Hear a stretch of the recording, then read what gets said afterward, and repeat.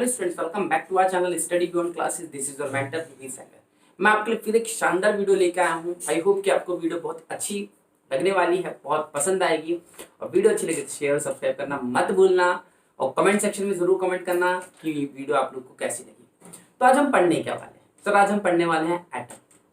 Atom की पूरी जन्म कुंडली निकाल देंगे अपन, कहाँ से आया, क्यों आया, कैसा आया। इंडिया की कोई सी भी एग्जाम हो आपकी जिसमें एटम से रिलेटेड क्वेश्चन आने वाले हैं, वो चाहे आपके एनटीएससी हो, चाहे वो आपके ओलंपियाड्स हो, चाहे वो आपकी यूपीएससी हो, चाहे वो आपका एसएससी हो, सारी चीजें यहाँ पे कवर होने वाली हैं। सारी चीजें कवर होने वाली हैं, क्योंकि आपने देखा होगा यूपीएससी बड़े बड़े जो है कमीशन वो भी एक्चुअल में कंडक्ट कराते हैं जब टेस्ट। तो साइंस से एक एटम फेवरेट पार्ट है देख, बट वहां से क्या है, वो सीधे स्टैटिक क्वेश्चन पूछते हैं, सीधे स्टैटिक क्वेश्चन पूछते हैं, और सीधा जो फंडा होता है उनका वो सीधा सीधा बता देते हैं। तो आज हम जो चीज देखेंगे दैट इज वेरी इंपॉर्टेंट, बहुत ज्यादा इंपॉर्टेंट होने वाली है। तो ये जर्नी स्टार्ट करना। So we are starting the journey that is structure of atom. तो देखिए, जब इंसान इस दुनिया में होता है तो सबके दिमाग में कुछ ना कुछ क्रिएटिविटी, क्यूरियोसिटी चलती रहती है। तो यही पहली बार चली थी डेल्टन साहब के मन में। डेल्टन साहब के मन में आया मैटर, मैटर हमने पढ़ लिया, ये है क्या? तो बात हुई थी एटम्स की। तो पहली बार जो टर्म लेके आए थे हमारे सामने वो थे डेल्टन साहब, और वो लेके आए थे एटम। क्योंकि फर्स्ट उन्हीं का क्रेडिट था, खुद सोचिए आप। अब भाई सर, जब पहला तो देखिए, हर सेकंड में आपको ऐसे ऐसे क्वेश्चंस मिल जाएंगे जो इंपॉर्टेंट है। इनकी वजह से दुनिया को पता पड़ा कि एटम है, तो इनको कहते हैं father of atomic theory. Father of atomic theory, तो is father of atomic theory. अब आप सोचोगे सर इन्होंने ऐसा कुछ, देखिए इंपॉर्टेंट वो नहीं है। कल को मान लीजिए आप बहुत बड़े कुछ बन गए तो भी पिताजी पिताजी ही रहेंगे ना, क्रेडिट तो आप उन्हीं को देंगे। डजंट मैटर कि वो क्या कर रहे हैं क्या नहीं कर रहे हैं। तो एक्चुअल में जब एटम आया तो इस थ्योरी को देने वाले थे डेल्टन साहब, इसलिए कहते हैं फादर ऑफ एटॉमिक थ्योरी। अगर आपसे कोई पूछे फादर ऑफ एटॉमिक थ्योरी क्यों, डेल्टन। अच्छा क्यों सर? क्योंकि सबसे पहली बार इन्होंने ये फंडा रखा था, और ये फंडा इन्होंने रखा था 1804। सोचिए, से 200 साल पहले करीब, लगभग 200 साल तो हो गए दिया था। तो इसलिए हम इनको कहते हैं father of atomic theory. But इनकी जो थ्योरी थी वो इतनी खास नहीं थी, क्योंकि देखिए नई नई चीजें हो रही थी, लोग अपने आप को इवॉल्व कर रहे थे, कोशिशें कर रहे थे। तो इनकी थ्योरी में इन्होंने बोला कि यार जो एटम है वो इंडिविजिबल है। एटम है, इंडिविजिबल है, इसको आप डिवाइड नहीं कर सकते, इसका कोई पार्ट नहीं है। तो ये थ्योरी थी, लोगों ने देखिए जब तक ये थे तो ये एक्सेप्ट किया। फिर इसके बाद सर देर कहाँ लगती है, बट यहां देर लगी। फिर इसके बाद क्या हुआ, 1886 में, 1886 देखिए 1886 करीब 82 साल बाद यहां पे कौन थे? डेल्टन साहब थे सर, ठीक है। डेल्टन साहब को एटॉमिक थ्योरी का फादर कहा जाता है। फिर 1886 में एक और बंदा आ जाता है, फिर वो बोलता है कि यार डेल्टन साहब गलत है। क्यों गलत है? क्यों? क्योंकि डेल्टन साहब बोल के गया कि you can't divide the atom, atom is indivisible. But ये बंदा, उसका नाम क्या है? Goldstein. Goldstein,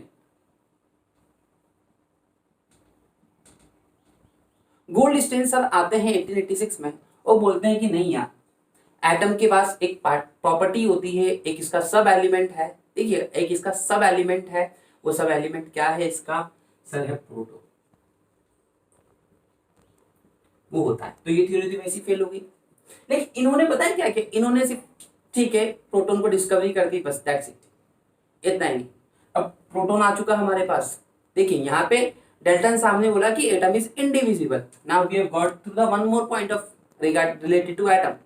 We have one more about atomic particles. What is it? Proton.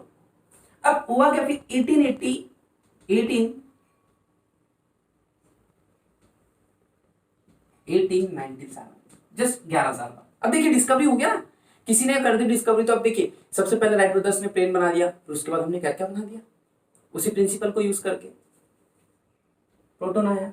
अरे हम क्यों पीछे रहे, क्यों पीछे रहे सर? तो जे जे थॉमसन साहब आए, तो आ गए J J Thomson. J Thomson sir ने बुला रहे नहीं यार, तुम प्रोटॉन की बात करो, यहाँ तो इलेक्ट्रॉन भी होता है भाई, इलेक्ट्रॉन भी होता है। तो बोले सर ठीक है। अब जे थॉमसन साहब आ गए, लेकिन यहाँ पे इन्होंने दिए अपने मॉडल्स। 1887 में इन्होंने बता दिया दुनिया को कि यार इलेक्ट्रॉन नाम की बला होती है एटम के अंदर, but even the people are not aware about their properties, कि कैसे होते हैं, क्यों होते हैं। धीरे धीरे देखिए इवोल्यूशन आना शुरू हुआ एटम। मैं कह सकता हूँ आपको इतनी प्यारी वीडियो मिलने वाली है, इतनी नॉलेजेबल है ये, कि आप कभी भी देखिए, कैसे भी देखिए, आपके एग्जाम पॉइंट ऑफ व्यू के हिसाब से बहुत इंपॉर्टेंट है। तो क्या हुआ 1904 में, इन 1904 यू कैन सी थॉमसन ने मॉडल दिया, थॉमसन ने एक मॉडल दिया एटम से रिलेटेड, पुडिंग केक का। कौन सा मॉडल दिया बेटा? पुडिंग केक का। अब इन्होंने क्या बोला कि जो एटम है, देखिएगा जो एटम है it's like a pudding cake. Christmas में आपने केक देखा होगा, और इलेक्ट्रॉन जैसे आप उसमें देखा होगा कि केक में किशमिश डाल देते हैं, ड्राई फ्रूट्स पड़े रहते हैं, तो वैसे बताएं। तो इट वाज लाइक दिस, वो कुछ ऐसा दिखता था पुडिंग केक वाला जो मॉडल था इनका। ये पुडिंग केक हो गया हमारा, और ये इलेक्ट्रॉन ऐसे एम्बेड है इसमें।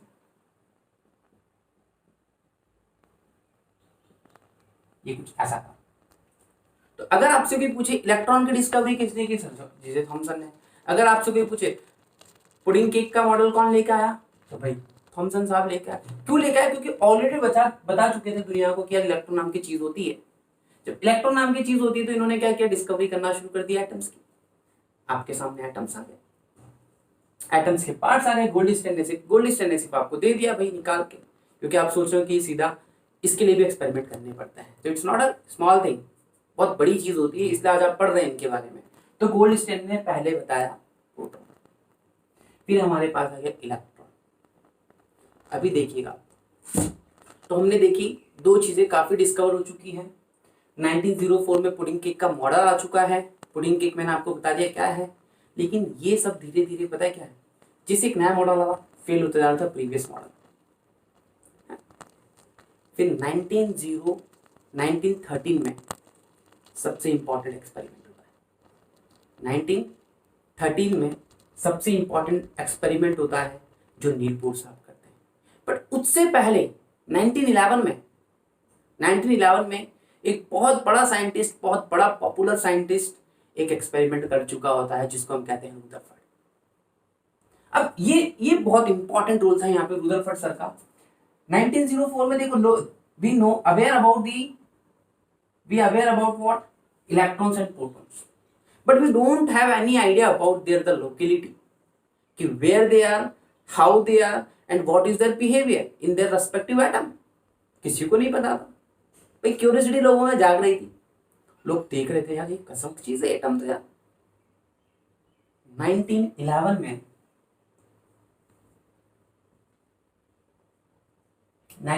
में जब रुदरफर्ड ने अपना एक्सपेरिमेंट किया, देखिए रुदरफर्ड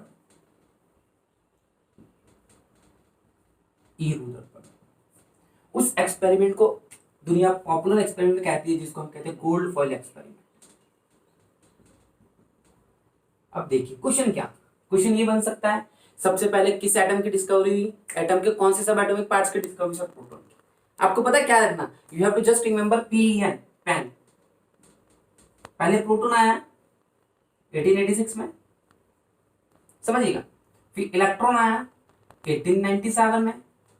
अभी इसकी एंट्री करवाऊंगा मैं, ऐसे नहीं बताऊंगा, इसकी भी बहुत प्यारी स्टोरी है। देखिएगा, हम एक स्टोरी पॉइंट ऑफ व्यू में लिंक कर रहे हैं, क्योंकि मैं नहीं चाहता क्या डेट्स को याद करूँ, मेरे साथ भी बड़ी प्रॉब्लम है। प्रॉब्लम ये क्या सबके साथ होती है कि डेट्स एकदम से क्लिक नहीं होती, but as a story if you go through कि क्यों हुआ फेलियर, वो याद हो जाता है। 3 घंटे की मूवी कितनी अच्छी याद, क्योंकि स्टोरी है। और आप 3 घंटे से एक पेज पढ़िए, नहीं याद होंगे। इट्स ऑल अबाउट साइकोलॉजी यार, कोई दिक्कत नहीं है इसमें। तो देखिए रुदरफर्ड आया। अब रुदरफर्ड ने बहुत प्यारा एक्सपेरिमेंट किया यार, गोल्ड फॉइल एक्सपेरिमेंट। छोटा सा सैंपल दिखाता हूं, इंपॉर्टेंट है इसलिए बता रहा हूं। ये गोल्ड फॉइल रखी हमने सर, ये एटम का इसमें डिस्ट्रीब्यूशन है, ठीक। ये एटम्स दिख रहे हैं आपको गोल्ड फॉइल। अच्छा गोल्ड फॉइल ही क्यों ली? गोल्ड फॉइल ही क्यों ली सर? आप सोच रहे हो गोल्ड सोने की, बिल्कुल सही समझ रहे हैं आप, क्योंकि वहां उसकी डक्टिलिटी बहुत ज्यादा, गोल्ड की डक्टिलिटी बहुत ज्यादा है सर। पीटो पीटो एल्यूमिनियम से पतला हो जाएगा, वो टूटेगा नहीं, हाईली मैलिएबल है, हाईली मैलिएबल, ये प्रॉपर्टी है गोल्ड की। तो उन्होंने रेस पास की, अब ये रेस थी अल्फा रेस, पास की। अब यहाँ पे रिजल्ट वर शॉकिंग, आधे ज्यादा रेस तो सर बाहर चली गई आर पार, कुछ रेस वापिस से रिफ्लेक्ट हुई और कुछ डिफ्लेक्ट हुई, ठीक।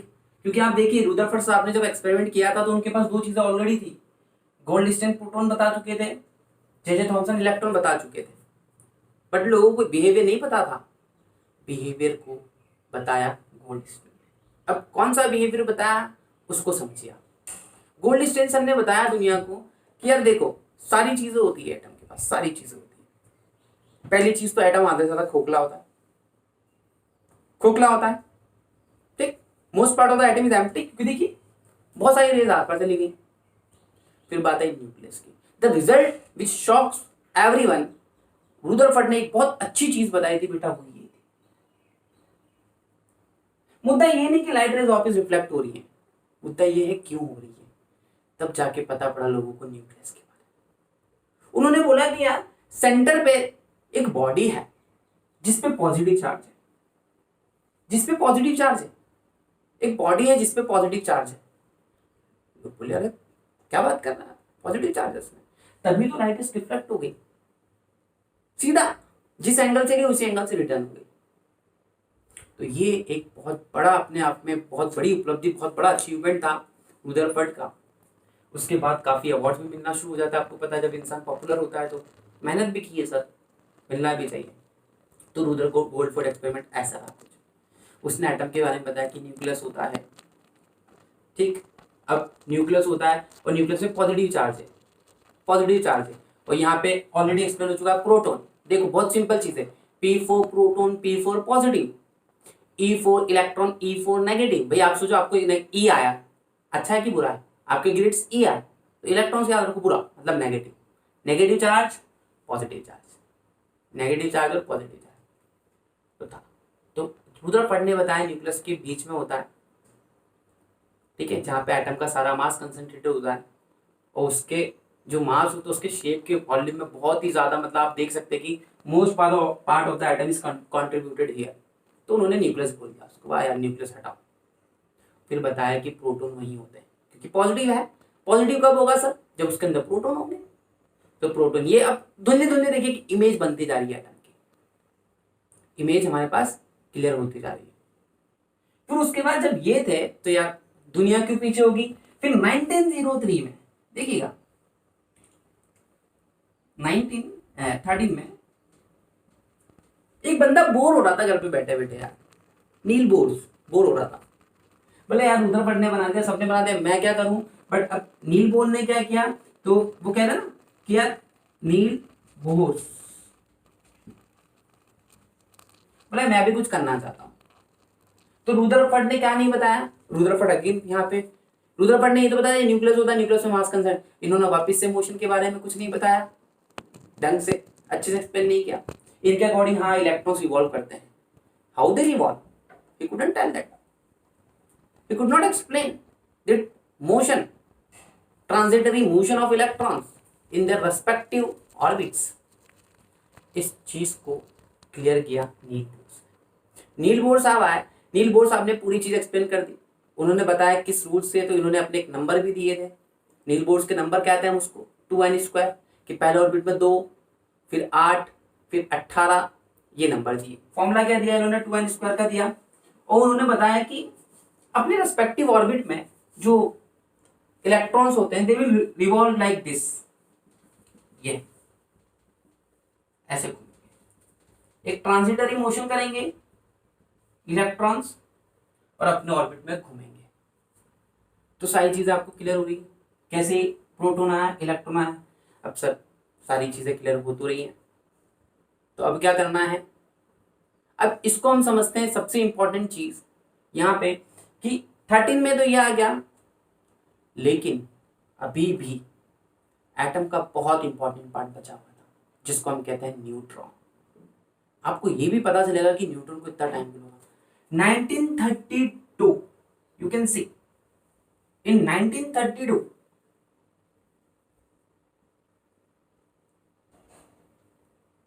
एक चैडविक नाम का साइंटिस्ट, चैडविक जी, ठीक, चैडविक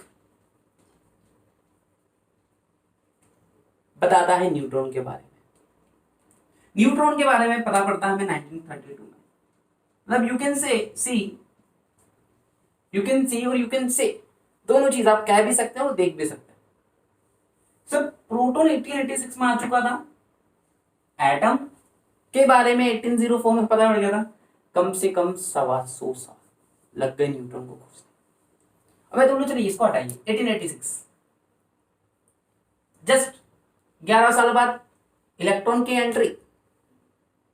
इतना टाइम क्यों लगा इसको? एक एग्जाम में पूछा गया था कि न्यूट्रॉन को इतना टाइम क्यों लगा? क्योंकि अनचार्ज पार्टिकल। वाई? क्योंकि अनचार्ज पार्टिकल है, इस पे कोई चार्ज था ही नहीं, तभी तो न्यूट्रॉन न्यूट्रल था। और जब कोई चीज न्यूट्रल होती है तो आपको पता कैसे चलेगा? देखा होगा गाड़ी में जब गियर मारते तो बहुत दिक्कत देता है न्यूट्रल में, कभी कभी है ना, पता ही नहीं चलता न्यूट्रल का। इसीलिए और वही गाड़ी गियर में होती तो तुरंत पता पड़ जाता है। क्यों? गाड़ी आगे नहीं होगी आपकी, होता ही नहीं होता, तो ये न्यूट्रल है। तो ऐसे करके चैडविक की थ्योरी आई, ऐसे करके चैडविक की थ्योरी आई। और चैडविक ने क्या किया? सिर्फ बता दिया कि न्यूट्रॉन भी होता है। तो वी हैव 3 सब एटॉमिक पार्टिकल्स ऑफ एटम। और अभी डिस्कवरी चल रही है, मैं बता दूं आपको, काफी चीजें डिस्कवर हुई हैं अभी भी लेटेस्ट, जो आपके सिलेबस में ऐड नहीं हुई है। फिर चैडविक ने क्या है? चैडविक ने बताया न्यूट्रॉन के बारे में। तो एटम के 3 सब एटॉमिक पार्टिकल्स होते हैं, न्यूट्रॉन, प्रोटॉन एंड इलेक्ट्रॉन। अब जो न्यूट्रॉन एंड प्रोटॉन है ये कैसे होते हैं? तो सबसे पहले आप इसको लिख लीजिए प्रॉपर वे में, फिर मैं आपको बताता हूं। फिर मैं इन सब का father of all the theories, father of all the, क्योंकि सब में कमियां हैं, सब में कमियां हैं यार। देखो इसने तो कोई थ्योरी दी नहीं, इसने गोल्डस्टीन ने बता दिया, प्रोटॉन बता दिया, सब चैडविक ने भी बता दिया कि सब न्यूट्रॉन नाम की बला होती है एक, वाह ठीक है, हमने देख लिया न्यूट्रॉन नाम की बला होती है। तो सबसे इंपॉर्टेंट चीज जो यहाँ से निकल के आनी है, वो भी एक नए साइंटिस्ट और लास्ट साइंटिस्ट एंट्री लेंगे। देखिए बीच में छोटे छोटे आए जो इतने पॉपुलर नहीं है, हमने उसको लिया भी नहीं है क्योंकि एग्जाम में क्वेश्चन आते ही नहीं है, फालतू मतलब ही नहीं है। आप देखिए, आप हिस्ट्री जाएंगे तो इतने लोग हैं यार, सबके थोड़ी पढ़ेंगे, उसका ही पढ़ेंगे ना जो इंपॉर्टेंट है, समझ रहे हो आप? तो वही चीज करनी है। स्मार्ट अप्रोच बहुत जरूरी बेटा, बहुत ज्यादा जरूरी है। अब आपको एक भी कंटेंट नहीं मिलेगा इस टाइप का, मैं यूट्यूब में कह सकता हूँ आपको, अपनी याद सर्च कर सकता है। तो कोई इसके बारे में बताया, कोई इसके बारे में, इतनी लंबी एक वीडियो के, एक पर्टिकुलर वीडियो के लिए आपके 30-30 40-40 मिनट है, कोई हलवा पूरी थोड़ी लंबा टॉपिक है यार, है? अब इंपॉर्टेंट है इसलिए ना, इस वीडियो को देखने के बाद आपको कुछ करने की जरूरत नहीं है। तो फिर एक्सप्लेन हुआ धीरे धीरे किसका? यहाँ पे एटम की, और एटम हमारे पास कंप्लीट आ गया, कंप्लीट एटम हमारे पास आ गया। तो कुछ छोटी छोटी चीजें हैं जो मुझे बतानी है आपको, तो आप इसको नोट कर लीजिए क्योंकि I need to rub it, कुछ भी जरा करना पड़ेगा। ओके, तो बताता हूँ फिर मैं आपको। तो आपने देखा कि कैसे एटम आया, एक अपना दबदबा बना रहा है। अब इसी बीच में तीनों की डिस्कवरी हो गई, but before the discovery of neutron, before the discovery of neutron एक और साइंटिस्ट आए जिन्होंने बहुत ज्यादा कंट्रीब्यूशन दिया और सारी चीजें हमें बताई। अब उन्होंने जो लेके, वो श्रोडिंगर थे, ठीक है, श्रोडिंगर।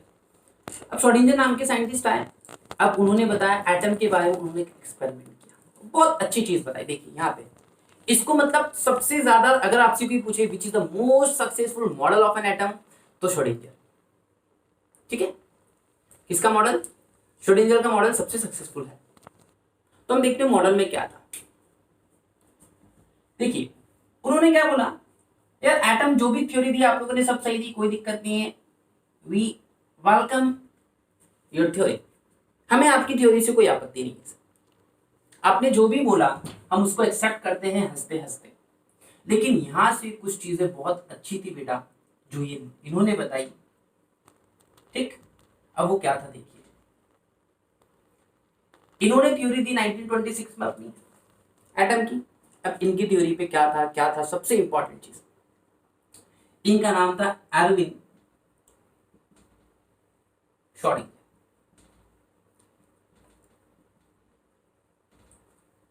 अब इन्होंने क्या बोला, इन्होंने मतलब कि जितने भी साइंटिस्ट ने प्रपोज किए थे मॉडल्स को, आप कह सकते हैं सबकी थ्योरी को डिनाई किया, बट हम डिनाई नहीं कर सकते। थॉमसन को नहीं कर सकते, क्यों? क्योंकि उसने इलेक्ट्रॉन दिया। गोल्डस्टीन को नहीं बोल सकते, क्यों? क्योंकि प्रोटॉन आया सर।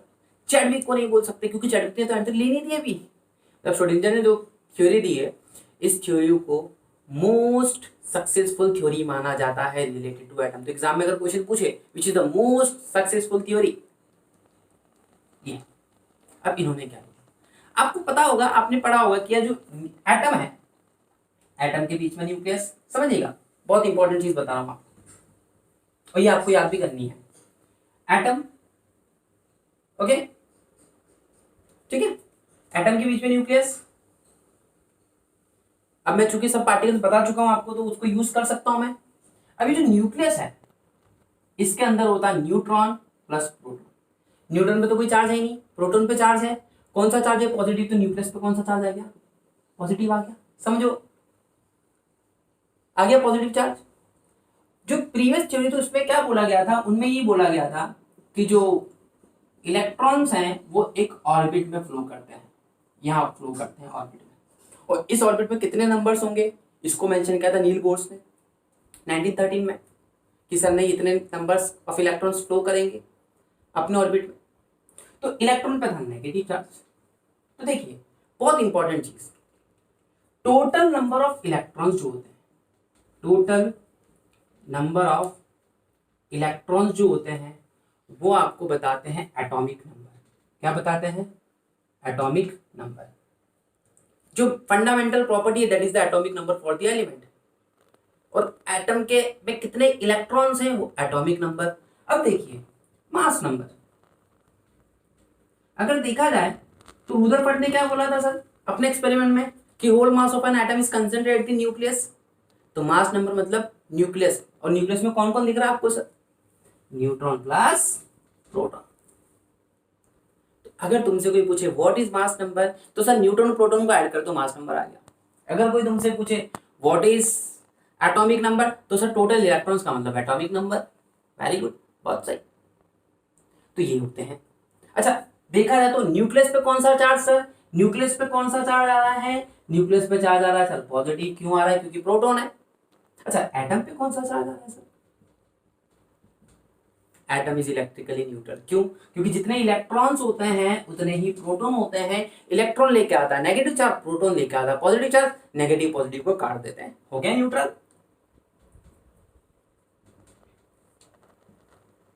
ठीक, हो गया न्यूट्रल। तो ये थ्योरी आती है किसकी? एटम्स की। आपने देखा इसको। अब देखिए प्रीवियस थ्योरीज में मैंने श्रोडिंगर की भी बात नहीं की है, क्योंकि मुझे बताना था पहले ही। प्रीवियस थ्योरी में कहा गया कि ऑर्बिट के अंदर इलेक्ट्रॉन घूमते हैं, ऑर्बिट फिक्स होता है, डिफाइनाइट पाथ, उसको हम ऑर्बिट कहते थे। श्रोडिंगर ने मना कर दिया, बोले ऐसा नहीं होता, कोई फिक्स पाथ नहीं होता है, होता है पाथ लेकिन फिक्स नहीं होता है। तो फिर यार फिर इलेक्ट्रॉन कहाँ होते हैं?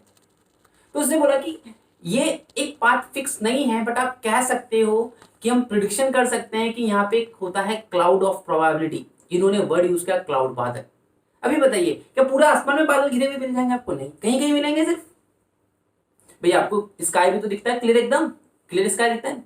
तो उन्होंने ये बोला कि मान लो जैसे ये एटम है, तो एक क्लाउड ले लिया हमने यहाँ पे, ये क्लाउड,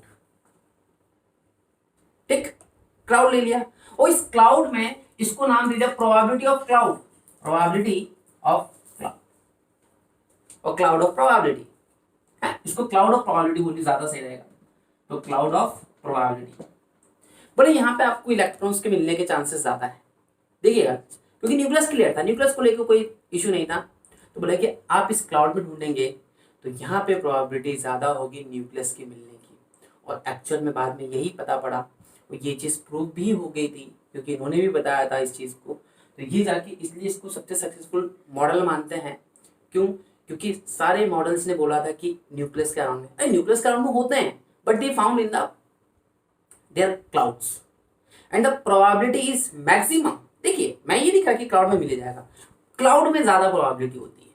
फॉर एग्जाम्पल मैथ्स का पीरियड चल रहा है आपके स्कूल में, ठीक, तो बच्चों की क्लास में होने की प्रोबेबिलिटी ज्यादा होगी ना, ग्राउंड पे कम होगी।